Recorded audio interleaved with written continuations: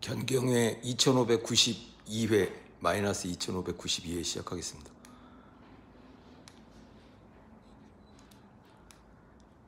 오늘 참석하신 선생님께서 토마스 머튼 기법에 의해서 두 개를 추려 주신 겁니다. 이게 세계 성취품. 이거는 김홍호 선생님의 화엄경 강해에서 세계 성취품이라는 거와 그 다음에 스가랴 4장 13절 이 두 가지를 토마스 머튼 기법이라고 제가 말씀드린 방법에 의해서 두 개를 추려 주셨기 때문에 제가 오늘 말씀드리고자 하는 내용을 이 두 가지 내용과 비추어서 한번 말씀드리도록 하겠습니다. 먼저 스가랴 4장 13절을 읽고 시작하도록 하겠습니다.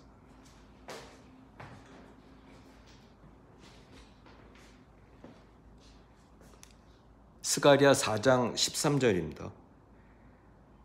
그가 내게 대답하여 이르되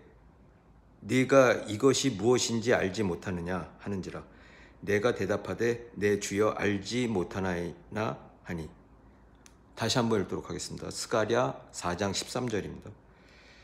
그가 내게 대답하여 이르되 네가 이것이 무엇인지 알지 못하느냐 하는지라 내가 대답하되 내 주여 알지 못하나이다 하니.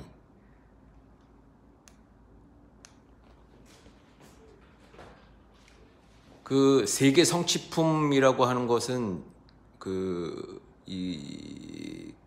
소위 깨닫고 나면 세계가 보인다 라는 뜻으로 저는 해석을 하는데 화엄경 강해에서는 김홍호 선생님께서는 그 사람의 경지에 따라서 세계가 보인다라는 식의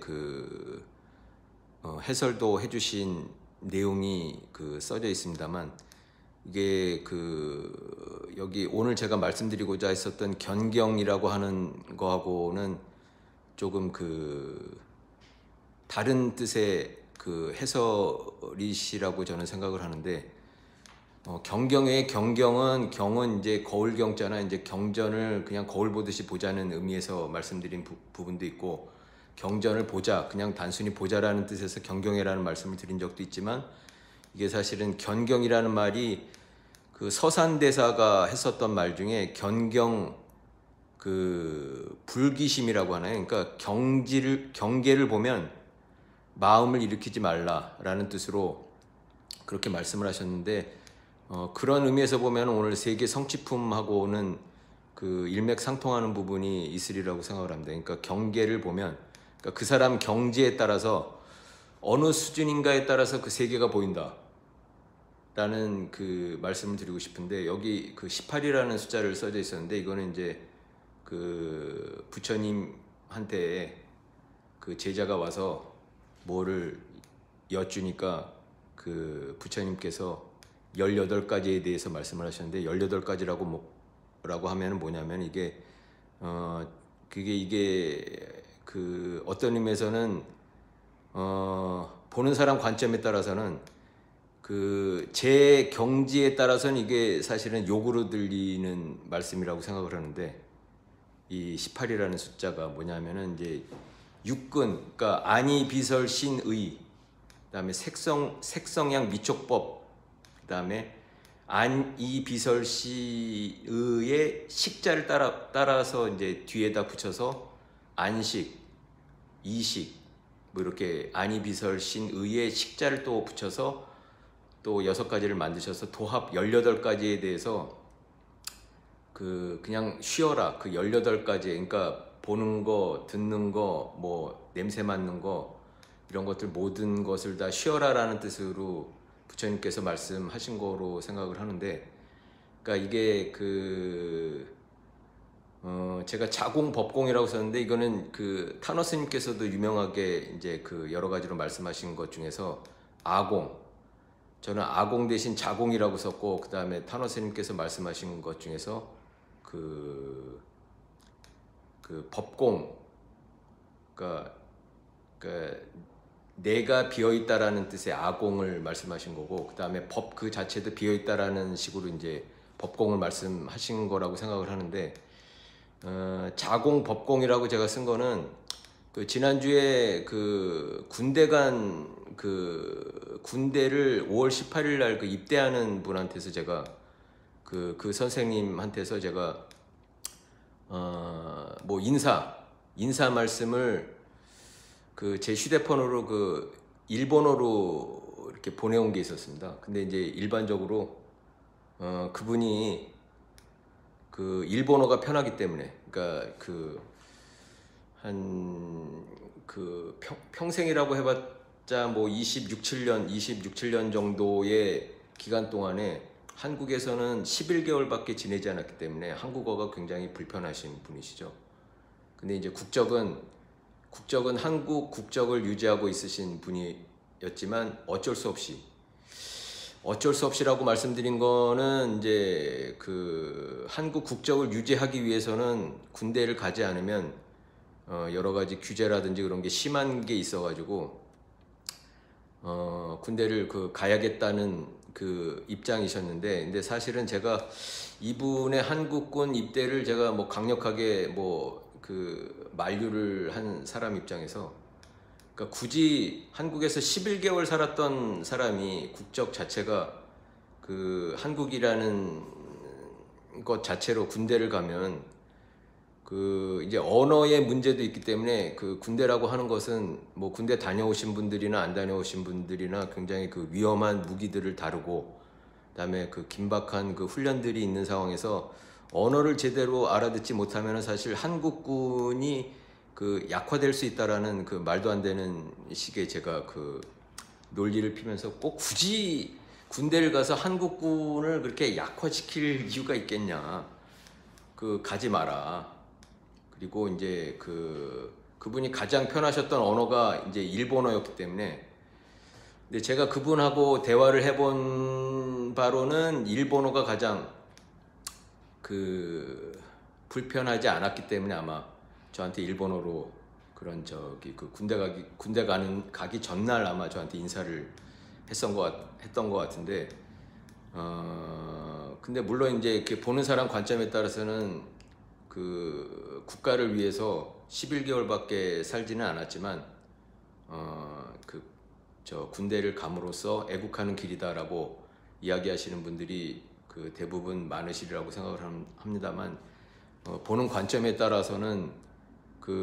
제가 보는 관점에 따라서는 또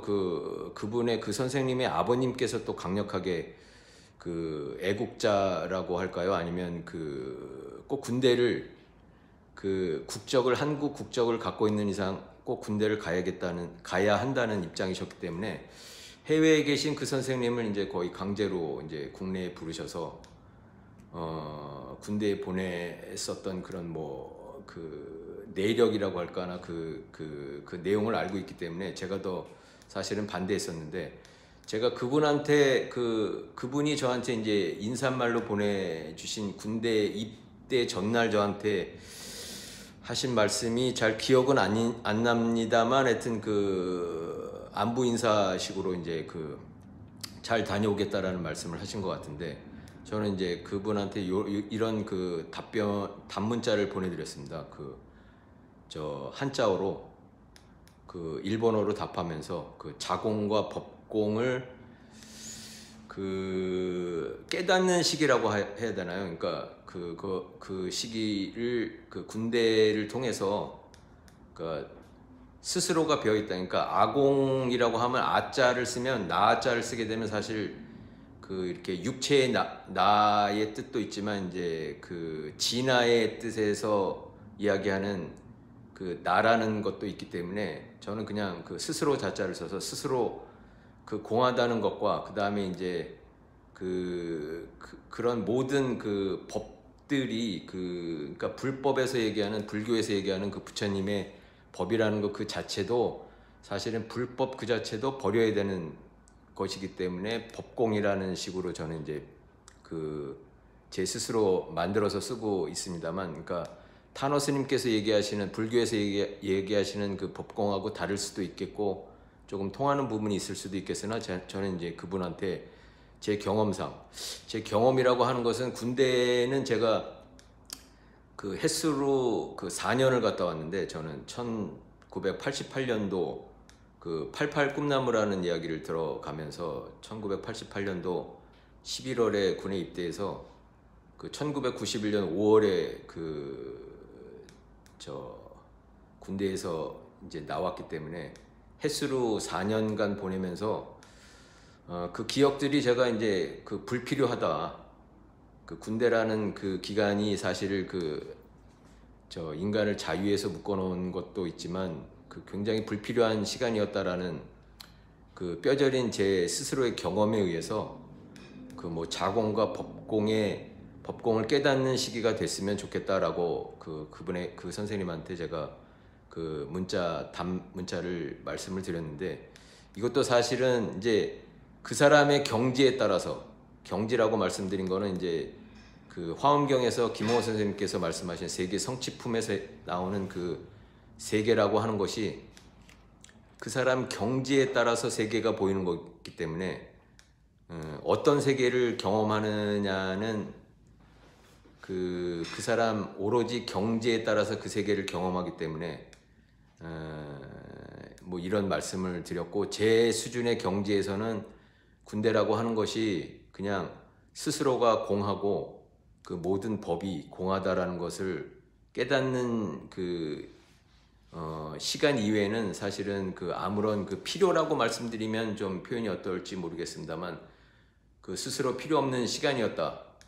물론 이제 군대에 꼭 가야 되느냐라고 하는 그 입장에 서거나 이제 국가를 위하는 길이라고 하는 전제하에 있으면 사실은 모든 게 불필요한 길은 없다라고 생각을 합니다만,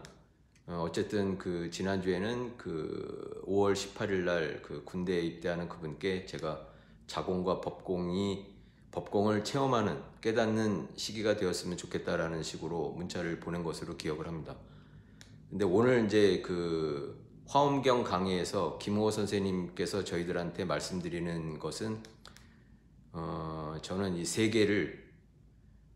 넓게 보고 깊게 보고 그 다음에 좀 높은 수준의 세계를 보기 위해서는 스스로 경지를 높이지 않고서는 세계가 높아지거나 넓어지거나 깊어지지 않는다라는 식으로 저는 생각을 합니다. 물론 이제 스가랴 4장 13절에 의하면 하여튼 모른다는 고백인 거죠. 어떤 식으로 답변을 드리거나 스스로 어떤 결정을 내리더라도 사실 그게 이제 4차원의 세계에서 이야기하지 않는 이상 모르는 일일 수밖에 없겠으나, 어쨌든 이 세계를 성취라는 것도 사실 어느 세계를 그 사람 경지에 따라서 펼치느냐에 따라서 어떤 성취도 그 사람에 따라서는 전혀 틀려진다고 생각을 하는데, 제가 봤을 때는 이 18이라고 하는 그 자체도 사실은 서산대사가 이야기했었던 견경을 일으키면, 경지를 보게 되면 한 생각도 일으키지 마라. 여기 도 말아라고 한 생각도 일으키지 마라를 축약해서 제가 세 글자로 이렇게 줄여서 써놨는데요. 지난주에 제가 말씀드린 천부경도 사실은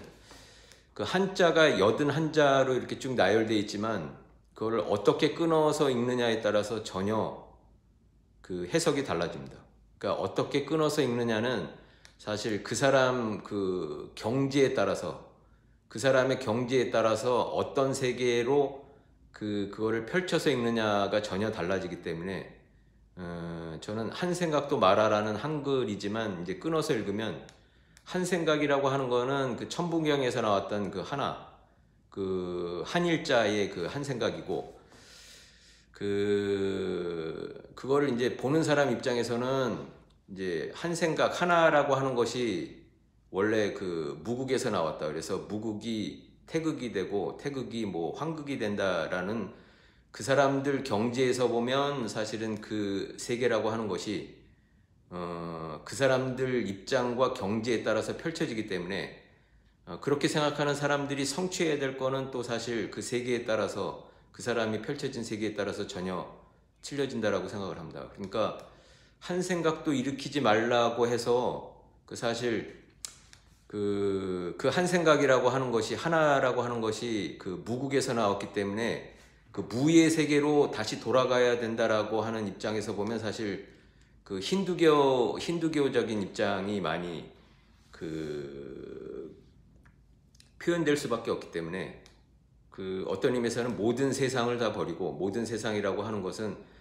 우리 그 3차원의 세계라고 하는 것은 굉장히 공한 세계이기 때문에 모든 것을 버리고 그 무국에서 돌아온 곳으로 다시 돌아가야 된다라는 입장에서 그 생각을 하면 그 허무주의에 사실 빠질 수밖에 없기 때문에 그 물론 힌두교에서도 그렇고 초기 경전에서 나와 있는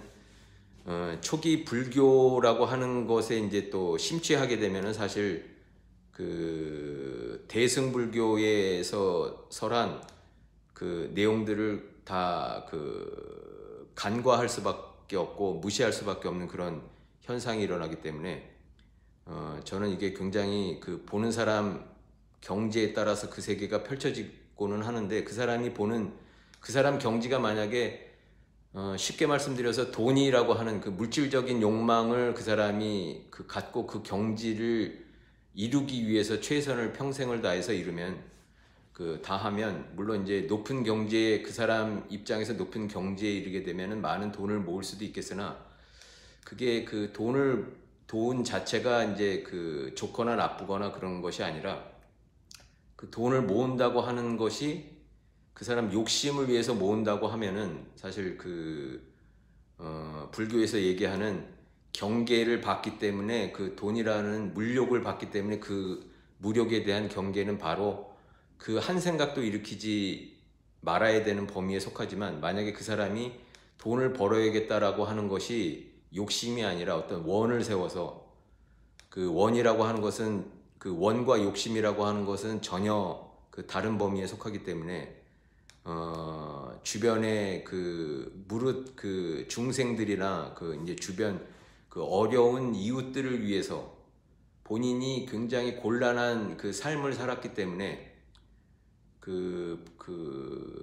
많은 그 어려운 이웃들을 위해서 돈을 많이 벌어서 그 쉽게 말씀드려서 사회에 환원을 한다든지 이웃을 도우려고 하는 그 원을 세운 그 생각에서 돈을 모았다고 하면은 그 세계가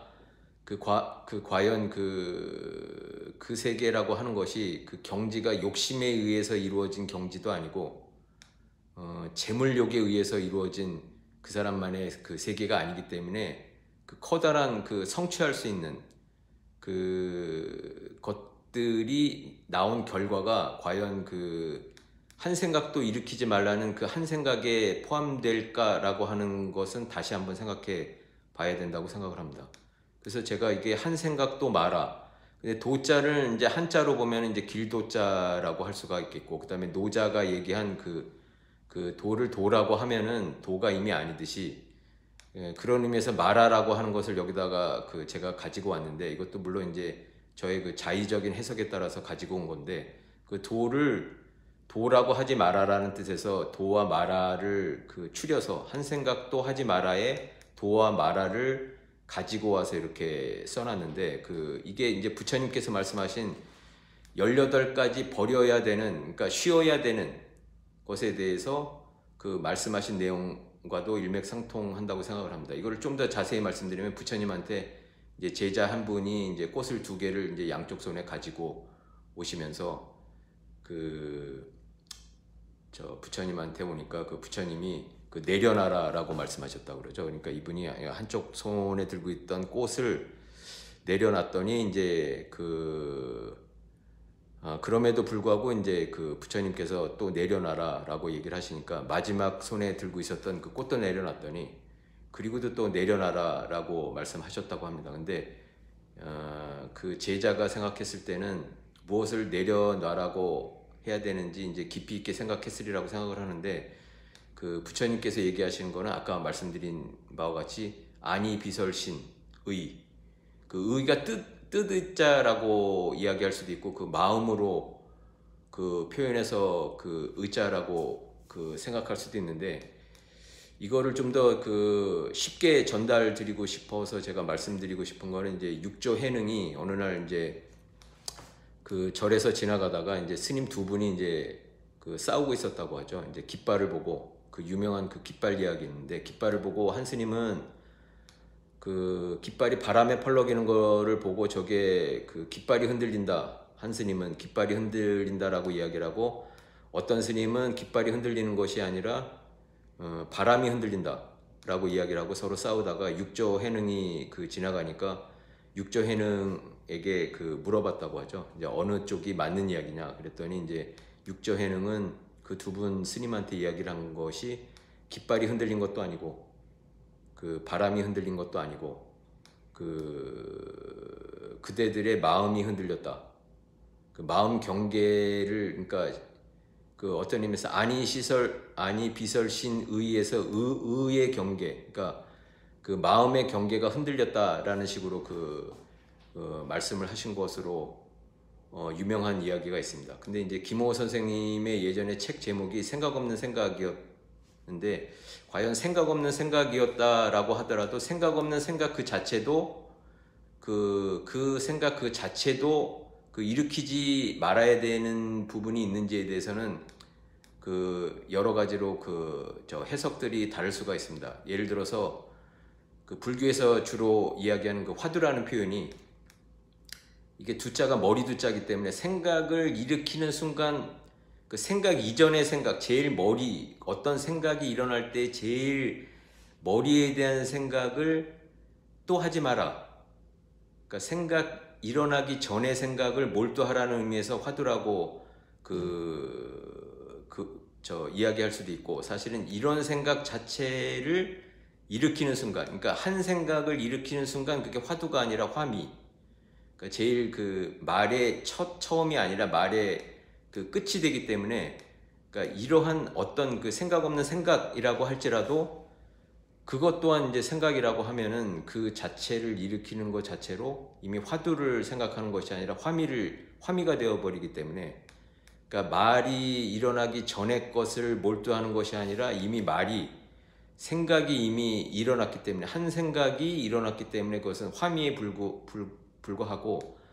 그러니까 모든 화두 참선한다는 것 그 자체가 사실은 그 생각, 그러니까 화두를 통해서 무엇을 구하려고 하는 그 경계 자체가 이미 화두가 아니라 화미에 빠진 것이라는 식으로 이제 그 표현을 하는, 이게 이제 그 중국에서 최근에 이제 그 1959년도에 이제 돌아가신 분 중에서 이제 허운 화상이라고 하는 분이 주로 화두와 화미라는 표현을 쓰시면서 이제 말씀을 하셨는데, 그것과도 좀 비슷한 내용일 수도 있으리라고 생각을 합니다. 근데 제가 지난주에 우연하게 그 유튜브에서 이제 그 숭산 스님이 살아 계셨을 때 이제 법문하는 그 유튜브를 제가 굉장히 오랜만에 본 적이 있습니다. 그거는 이제 33인, 그러니까 굉장히 유명하다고 하는 선사들을 33명을 불러서 동화사라고 하는 곳에서 이제 진제 스님이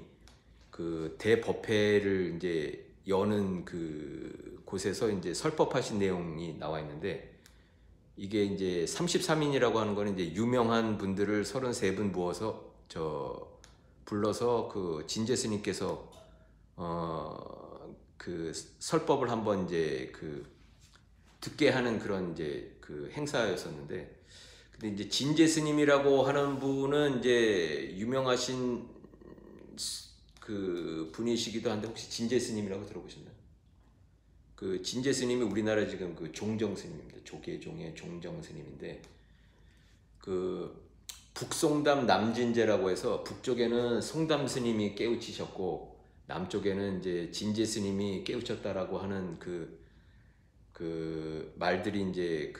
이쪽 불교계에서 좀 유명한 말들이 되긴 했었는데, 근데 진제 스님이 그 법문하시는 중에서 이제 북송담이라고 하는데, 북쪽에는 정말 그 깨침이 있느냐라는 식으로 이제 말씀하셨던 법문도 있는데, 그 진제 스님이 하여튼 조계종 종정으로서 얼마 전에 이제 그 부처님 오신 날에도 이제 조계사에 내려오셔서 이제 법어를 하신 분으로 유명한데, 근데 이제 제가 들었었던 그 유튜브에서 그 우연하게도 숭산 스님이 법문을 하시면서 그 법문을 하시는 모습을 이제 먼 그 청중들 안에서 이제 진제 스님이 앉아 있으시면서 이제 그 설법을 들은 그 화면을 본 적이 있는데, 근데 지금 돌이켜서 보면은 그 숭산 스님께서 그 진제 스님을 어떤 의미에서는 굉장히 욕을 하시면서 그 설법을 한 내용일 수도 있겠다라고 그 지금 돌이켜서 보면은 다시 한번 그런 생각이 듭니다. 왜냐하면 그 유튜브에서는 굉장히 오래전 설법이지만 이제 그 달마로부터 내려오는 그 법맥이 이쪽 동화사 진제 스님에게 내려져 왔으니 여기서 많은 그 깨우침이 있기를 바란다라는 식으로 이제 설법을 그 하고 계시는데, 저 진제 스님 그 제자분들이 보면은 또 이렇게 경로하실 수도 있겠습니다만 그 설법을 듣고 있는 그 진제 스님 모습이 굉장히 그 이렇게 법복 사이로 이제 팔짱을 끼고 계신 모습으로 보이면서, 네가 뭐 숭산이라고 하는 사람이 세계적으로 뭐 100여 개국 이상 되는 곳에 그 저 선 센터를 만드시고 이제 한국 불교를 드높이신 분이고, 옥스퍼드 대학인가요? 그쪽에서 나오는 그 어떤 내용에서는 이제 4대 생불, 지금은 돌아가셨습니다만 세계에 살아있는 네 명의 부처로서도 이제 추앙받으신 분이셨기 때문에 그분을 모시고 하는 그 저 설법을 들으시면서 그 마치 팔짱을 끼고 네가 어떤 얘기를 제대로 깨우친 사람인지 보는 그 점검의 표정을 하고 계신 모습을 제가 본 적이 있는데, 이거는 이제 그 모습을 보고 아마 숭산 스님께서는 이제 제가 다시 예전에 그 숭산 스님 마음으로 제가 들어가 보면, 숭산 스님이 그 법문에서 어떤 말씀을 하셨냐면, 예전에 그 임재 스님이 그 법상에 오르실 때 마조 스님이었나요? 제가 정확하게 기억은 할 수 없는, 제 기억이 정확하진 않아서 이제 틀릴 수도 있겠습니다만, 이제 임재 스님이 법상에 오르시려고 하는데 이제 모인 청중들한테 어떤 법문을 설하시려고 하는데 갑자기 마조 스님인지 어떤 그 스님 제자분 한 분이 법문을 시작하려고 하는 순간에 손을 들어서 질문이 있다라고 얘기를 하시면서 그 천수천안이라고 하는 그 부처님 이야기를 하면서, 부처님이 그 1000개의 손과 1000개의 눈을 가지고 있는데 그 1000개의 눈 중에서 가장 그 정법되는, 그러니까 제대로 그 올바른 눈은 어디에 있습니까? 라는 식의 아마 질문을 그 하신 그 내용을 법문에서 이제 들려주신 내용이 녹화되어서 있었습니다. 근데 그 얘기는 어떤 의미에서는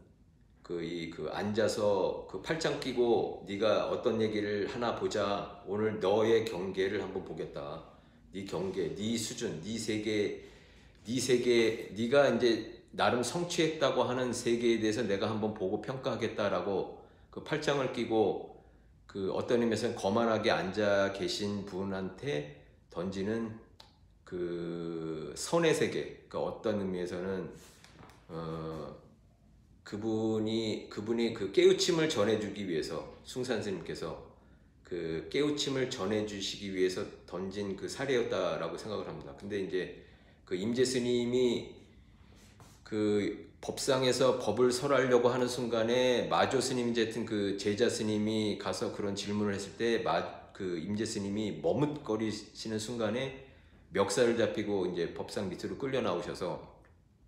그 다음에 그 제자인 사람이 그 법상 위에 올라가서 이제 법을 설하려고 하는 그 사례를 말씀을 하셨습니다. 근데 이제 임재 스님이 그 법상에서 끌려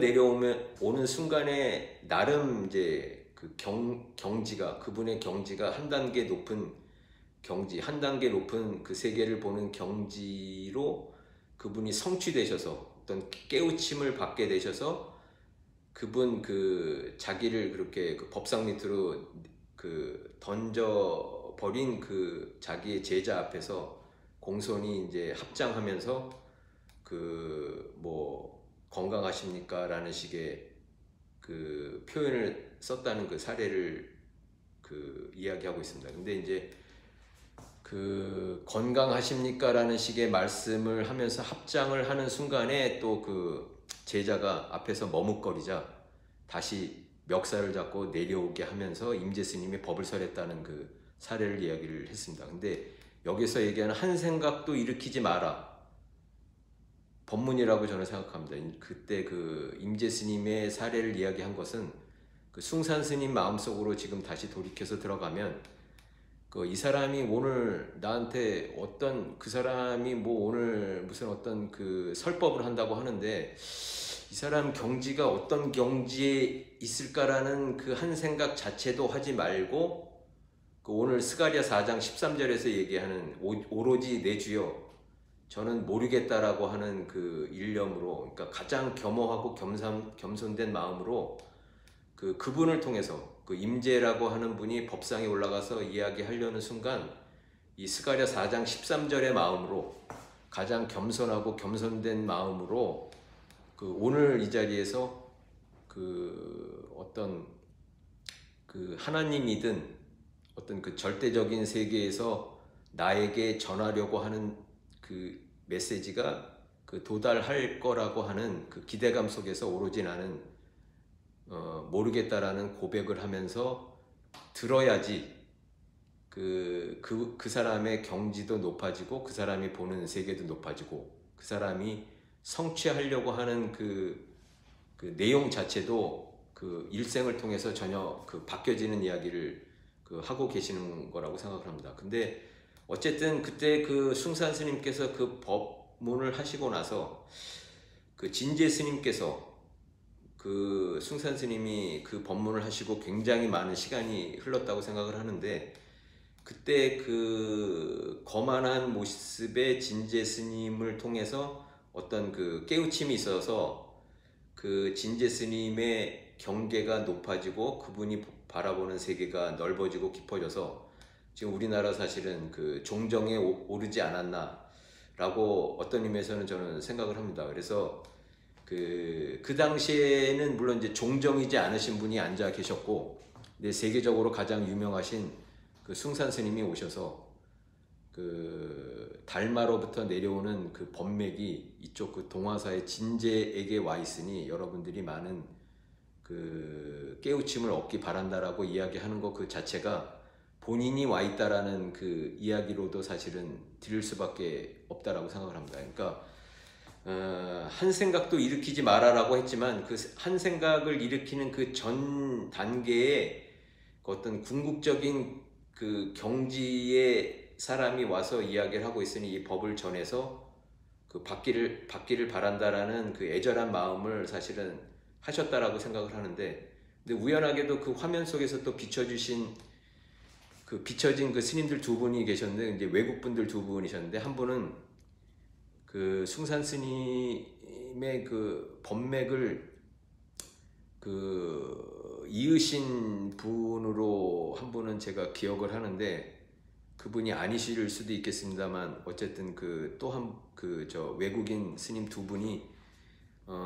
숭산 스님의 법문을 들으시면서 한 분은 굉장히 재미있게 들으시는 표정, 그리고 또 한 분은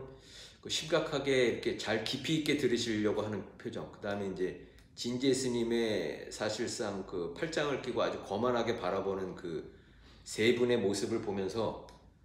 그분들이 그 어떤 경계를 받는지, 물론 이제 그 경계를 보는 순간 그 경계를 본다라고 하는 그 생각 자체도 버려야 되는데 그 생각을 버리고 높은 세계를 보게 돼서 지금 어떤 모습으로 성취하고 있는지는 뭐 그 세 분이 어떤 식으로 성취해 계신지는 모르겠습니다만 이제 세상적으로 볼 때는 이제 한 분은 우리나라에서 가장 그 불교계에서 가장 위대한 이제 스승으로 모셔져 있는 종정이 되신 거고, 또 한 분은 숭산 스님의 오로지 그 법맥을 잇는 분으로 유명한 그 분으로 남아 있으시리라고 저는 생각을 하고, 또 한 분은 이제 한국어가 저보다 더 한국말을 잘하는 외국 분이셨다고 생각을 하는데, 어쨌든 이제 그 일례로 숭산 스님께서 이제 그 제자들을 키울 때 한국 스님에게는 이제 그 불법을, 그러니까 소위 전법계를 전하지 않은 것으로 유명하십니다. 왜냐하면 한국 사람들은 저마다의 불교에 대한 법들이 다 틀려서 자기가 생각하고 있는 불교가 가장 그 뛰어난 불교라고 하는 생각이 있기 때문에, 아무리 불법을 얘기를 해도, 아무리 부처님 말씀이라든지 그 달마로부터 이어져 내려온 불법을,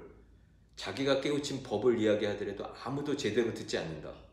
아무도 제대로 듣지 않기 때문에 그분이 이제 세계를 돌아다니시면서 이제 한국 불교를 전하시고 전법계를 전하신 분들은 대부분, 한 분도 한국 분한테 전법계를 전하시지 않으셨다고 저는 생각을 하는데, 한 분이, 그 중에서 한 분이 있었다는 설도 있습니다만, 어쨌든 외국 스님들의 경우는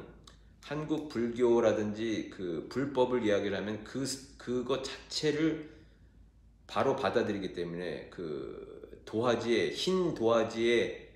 그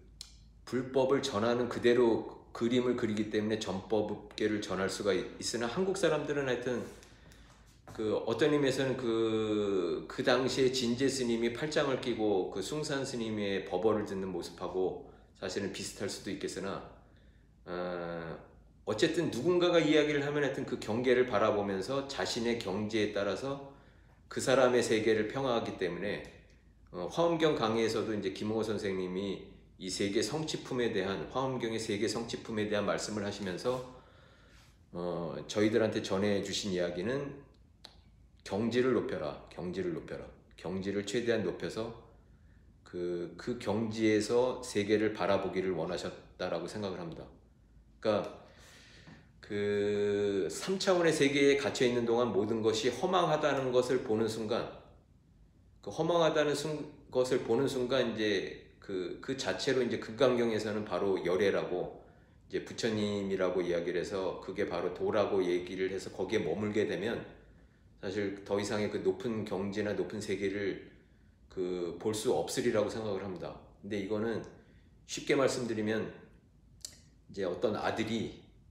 어머님이 이제 그 연세가 많이 드셔서 이제 힘이 없으셔서 걸으실 수가 없으시나, 이제 푸른 하늘을 보여드리고 싶어서 이제 업고 계단 그 옥상에 올라가고 싶어서 그 어머님을 업어서 그 계단 위로 올라가는데, 그 어머님이 그 계단 난간을 붙잡고 안 올라가려고 했다고 합니다. 왜냐면 무서우셔서 그런 것도 있고, 굳이 뭐 아들한테 업혀서 뭐 위에 무슨 파란 하늘인지 뭔가를 뭐 볼 생각도 없으셨으리라고 생각을 하는데, 어쨌든 자신의 생각에 따라서, 자신의 경지에 따라서 그 더 높은 세계를 볼 필요도 없고, 더 높은 곳이 있다라고 생각하지도 않고, 거기서 난관을 붙잡고 있는 순간, 그러니까 자기가 생각하는 불교라든지 자기가 생각하는 불법이라든지 자신들이 생각하고 있는 진리가 최고라고 생각하는 순간, 그렇게 한 생각을 일으키는 순간 그 높은 경지에 오를 수 없는, 그러니까 그 옥상 위에 올라가서 그 아들이 보여드리고 싶은 그 새파란 하늘을 바라볼 수 없는 그런 경지에 있기 때문에, 누구든지 어떤 경지를 보면, 어떤 경지를 보게 되면 그 경지 자체도 바로 버려야 되는, 한 생각도 일으키지 말아야 되는 내용이기 때문에, 그런 그 본인이 거만하다라는 생각, 어떤 그 상대가 어떤 말을 하고 있을 때 그 경지를 생각하거나 팔짱을 끼고 있는 순간 사실은 그 높은 세계를 바라볼 수 없는 것이 되고, 오늘 스가랴 4장 13절에서 이야기한 내가 아무것도 모르기 때문에 한 말씀만 하소서라는 그 겸허한 마음이 되는 순간, 그 하나님이든 어떤 그 절대적인 차원의 에너지가 그 경경회를 듣는 경경회 회원분들이나 저희들한테 전해주는 그 어떤 메시지가 정확하게 전달되리라고 생각을 합니다. 그래서 지난주에 말씀드린 천부경에서도 그 하나가 시작되었지만, 그 하나라고 하는 것은 시작된 바 없는 하나라고 이야기하는 그 내용도 그 해석하는 사람에 따라서는 그게 이제 그 창세기의 말씀으로 전해 들을 수도 있는 것이고, 어떤 사람은 그게 이제 도가적인 입장에서 그 하나라고 하는 것도 결국은 무에서 오지 않았냐, 그래서 그 무극의 세계와 그 태극의 세계, 황극의 세계를 나누면서 그 하나라고 하는 것 그 자체도 사실은 없는 거에서 나왔다라는 식의 그 경계를 보일 수도 있기 때문에, 우리들이 물론 이제 저를 포함해서 모든 분들이 본인이 생각하는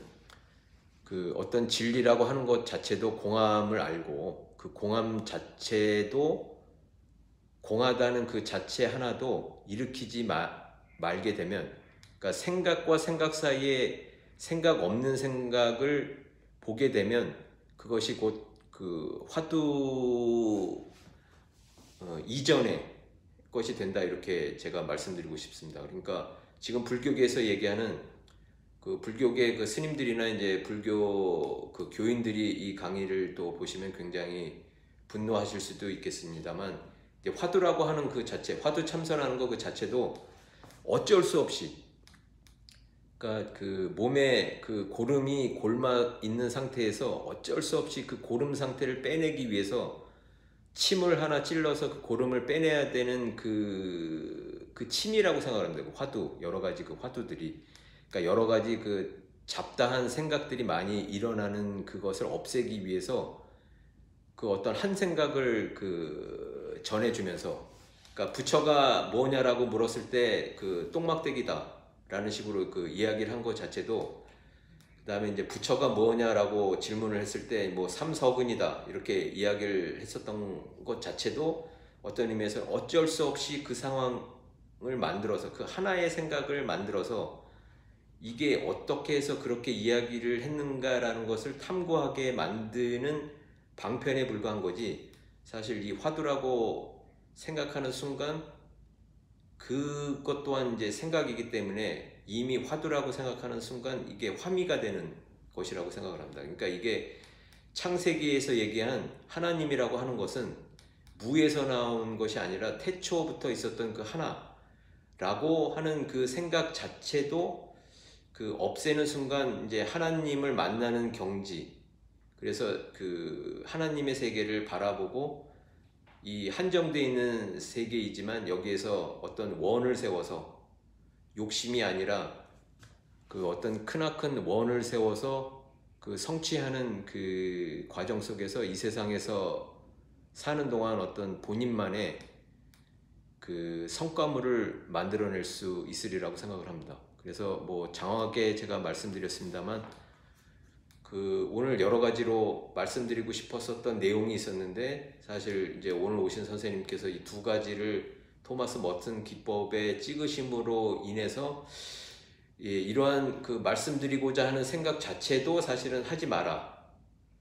그 아무것도 모른다라는 그 입장으로 돌아갈 수밖에 없는 그런 그 말씀을 오늘 그 하나님 또는 이제 절대적인 무언가가 우리들한테 이야기하고 있는 것은 아닐까라고 생각을 합니다. 물론 이제 이 세계라고 하는 것이 그 사람 경지에 따라서 이 세계가 펼쳐지는 거기 때문에, 김호 선생님이 화엄경 강해 때 말씀하신 거는 그 경지를, 모든 사람의 경지를 계속 드높이고 모든 사람이 바라보는 그 세계를 계속해서 높아지게 하면, 아까 말씀드린 그 아들이 어머님한테 하늘을 보여드리고 싶어서 모시고 올라가는 순간 그 어머님이 저희들일 수도 있겠죠. 그 더 높은 경지는 없다라고 착각하는 순간 이미 그 높은 세계를 바라볼 수 없기 때문에, 마찬가지로 김호호 선생님께서 저희들한테 말씀하셨던 그 수많은 이야기들이 최고의 경지라고 그 경계를 보는 순간 사실은 그 더 높은 그 세계를 볼 수 없다라는 식으로도 이제 말씀을 하신 것이라고 생각을 합니다.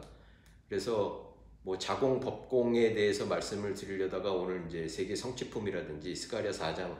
13절을 보면서 그 어떤 의미에서는 무엇인가를 전달하고자 하는 이런 생각 자체도 사실은 그 자기 자신을 그 비워서 아무것도 모른다라는 입장이 된 상태에서, 그 공한 상태에서 그 전달하지 않으면 그것이 그 한낱 그 욕심에 불과한 어떤 그 경계로 나타나서 그 욕심의 경계가 이루어진 세계를 살다가 아무것도 이룸이 없는, 물론 이제 어떤 것을 이룬다고 하더라도 그 경계 자체에서, 그 욕심이 나타낸 경계 자체에서 나타난 그 세계에서 나온 그 성취품 자체가 과연 그 하나님이 기뻐하실까, 또는 이제 그 깨달은 그 절대적인 어떤 그 깨달음의 경지에서는 그것을 과연 성취품으로 볼까 라는 생각을 많이 하게 됩니다. 그래서 요즘 우리나라 그 불교에서는 이제 어떤 의미에서는 가장 그 타락해지는 순간이라고 생각을 하는데, 부처님은 한 번도 절하라는 말씀을 하지 않으셨는데, 이건 이제 뭐 김호 선생님도 살아생전에 항상 하신 말씀이, 절하지 말라고 하는 부처님 말씀은 안 듣고, 그 다음에 부처님이 말씀 돌아가실 때 이제 오로지 법에 귀의하라는 그것도 이제 듣지 않고, 절하지 말라라는 이야기도 듣지 않고, 모든 사람이 이제 절하는 절이 됐으니, 그거 자체도 이제 그 말에 그 집착돼서, 그 말의 경지에 그 집착돼서 제대로 높은 세계를 보지 못했다라는 식의 그 결론을 도달할 수밖에 없는데, 근데 이 화자라는 것 자체도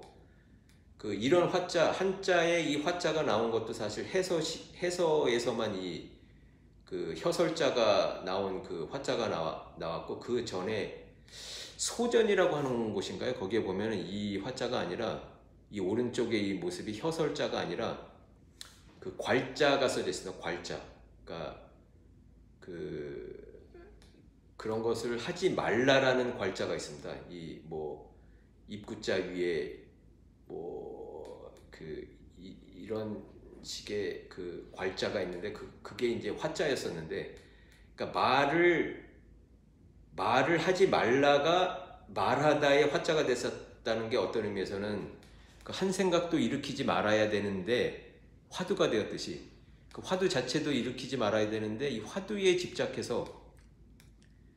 그 이 화두를 참고하는 것만이 최고의 경지의 불교라고 생각하는 그 경지에 이르러서 자기들이 그 전해 받은 법이 가장 위대한 법이라고 하는 그 경계에 빠져서 그 높은 그 세계를 바라볼 수 없고,